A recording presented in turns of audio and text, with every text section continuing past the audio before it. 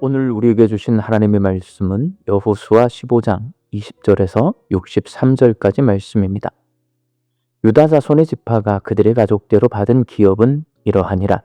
유다 자손의 지파의 남쪽 끝 에돔 경계에 접근한 성읍들은 갑스엘과 에델과 야굴과 기나와 디모나와 아다다와 게데스와 하솔과 인난과 십과 델렘과 부알롯과 하솔 하닷다와 그리옷 헤스론 곧 하솔과 아맘과 세마와 몰라다와 하살갓다와 헤스몬과 벳벨렛과 하살수알과 부엘세바와 비스요다와 바할라와 이임과 에셈과 엘돌랏과 그실과 홀마와 시글락과 맛만나와 산산나와 르바옷과 실힘과 아인과 림몬이니 모두 29성읍과 그 마을들이었으며 평지에는 에스다올과 소라와 아스나와 사노아와 엔간님과 답부아와 에남과 야르뭇과 아둘람과 소고와 아세가와 사하라임과 아디다임과 그데라와 그데로다임이니 14성읍과 그 마을들이었으며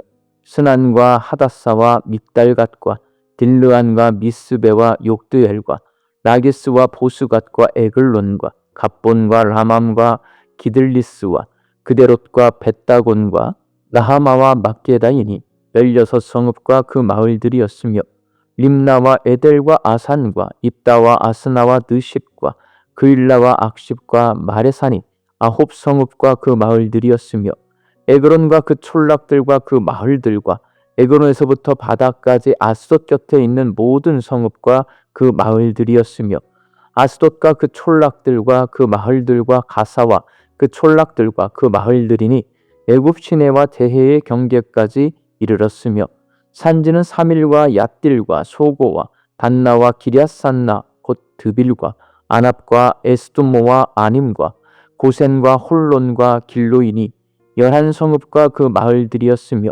아랍과 두마와 에산과 야님과 벳답부아와 아베가와 훔다와 기럇 아르바 곧 헤브론과 시올이니 9성읍과 그 마을들이었으며 마혼과 갈멜과 십과 유다와 이스라엘과 욕드암과 사노아와 가인과 기부아와 딥난이 10성읍과 그 마을들이었으며 할훌과 벳셀과 그돌과 마하랏과 벳아롯과 엘드곤이니 6성읍과 그 마을들이었으며 기럇바할 곧 기럇 여하림과 립바인이 2성읍과 그 마을들이었으며 광야에는 벳아라바와 밑딘과 스가가와 닙산과 소금 성읍과 엔게딘이 6성읍과 그 마을들이었더라. 예루살렘 주민 여부스 족속을 유다 자손이 쫓아내지 못하였으므로 여부스 족속이 오늘까지 유다 자손과 함께 예루살렘에 거주하니라. 아멘. 우리나라가 가진 독특한 특징 가운데 하나가 기록의 진심이라는 것입니다. 세계 최초의 목판 인쇄물은 통일신라 시대에 제작된 무구정광 대다란이경이고 세계 최초의 금속 활자가 고려시대에 만들어진 직지심체 요절입니다.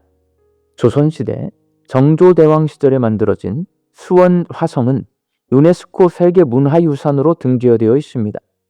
유네스코 세계문화유산으로 등재되기 위해서는 문화재의 원래 모습을 잘 보존하고 있어야 하는데 수원 화성은 6.25 한국전쟁 당시 소실되었다가 다시 복원되었습니다. 그럼에도 불구하고 유네스코 세계문화유산으로 등재될 수 있었던 이유는 조선시대 화성을 건설할 당시 화성의 성벽과 건물들의 크기와 높이와 재료에 관해 자세하게 기록해 놓은 화성 성역의 괴라는 책이 있기 때문입니다. 이 책이 수원 화성의 원형이 어떤 모습인지를 알려주고 복원된 수원 화성이 원래의 모습인지를 평가할 수 있게 해주어서 전 세계 모든 유네스코 세계문화유산 가운데 유일하게 수원 화성만 복원된 건물이 등재되었습니다. 세계 어떤 나라도 수백 년 전 건물을 지으면서 그것을 어떻게 지었는지 자세히 기록해 놓은 책을 가지고 있지 않습니다. 우리나라만 그런 책을 가지고 있는 겁니다. 그래서 우리나라는 기록의 진심인 기록의 나라입니다. 오늘 본문 말씀은 유다 지파가 분배받은 땅에 있는 112개의 성읍을 기록해 놓고 있습니다. 성읍 이름을 모르는 우리에게는 무의미해 보이지만 하나님은 이유 없이 성읍 이름이나 사람 이름을 기록하시지 않습니다. 다 의미가 있고 이유가 있기 때문에 기록해 놓으신 것입니다. 그렇다면 이렇게 많은 성읍의 이름을 기록해 놓은 이유는 과연 무엇일까요? 하나님께서 112개나 되는 성읍을 자세히 기록해 놓으신 것은 각 지파와 그 지파에 속한 가족들의 소유한 땅의 경계를 명확히 함으로써 책임 소재를 명확하게 하고 후대에 발생할 수 있는 토지 분쟁을 미연에 방지해서 이스라엘의 질서와 평화를 유지하기 위해서입니다. 가나안 정복 전쟁이 끝났지만 이스라엘 백성이 가나안 땅 전체를 정복한 것이 아니라 각 지역별로 아직 가나안 사람들이 남아 있습니다. 그들을 진멸하고 제비 뽑아서 분배받은 땅을 점령하는 일은 각 지파별로 감당해야 합니다. 그러기 위해서는 분배받은 땅의 경계가 명확해야 합니다.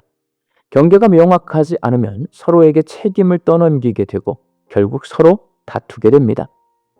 그리고 점령한 후에는 이 성읍은 원래 우리 지파 땅이었다라고 말하며 지파 간의 끝없는 영토 분쟁과 이웃 간의 갈등이 생기고 공동체가 분열하게 될 것입니다. 이스라엘 백성이 가나안에 정착해서 농사를 짓게 되면 땅이 생명이고 생계이고 질서를 유지하는 기반이 됩니다. 그래서 하나님은 이 중요한 땅의 경계를 대충 주시지 않으시고 아주 자세하게 기록을 남기셨습니다. 경계가 명확하면 분쟁이 사라지고 책임이 분명해서 평화가 유지되고 서로 간의 시비거리가 없이 질서를 유지할 수 있기 때문입니다. 이런 사유로 하나님은 기록의 하나님이 되셨습니다. 성읍 하나하나를 놓치지 않고 모두 기록해 놓으신 기록의 하나님은 가나안 땅에 있는 모든 성읍이 누구의 소유인지를 명확하게 해서 책임 소재를 명확하게 하고 이를 통해 분쟁을 막고 질서를 세워 이스라엘 공동체를 평화롭게 하시는 하나님이십니다.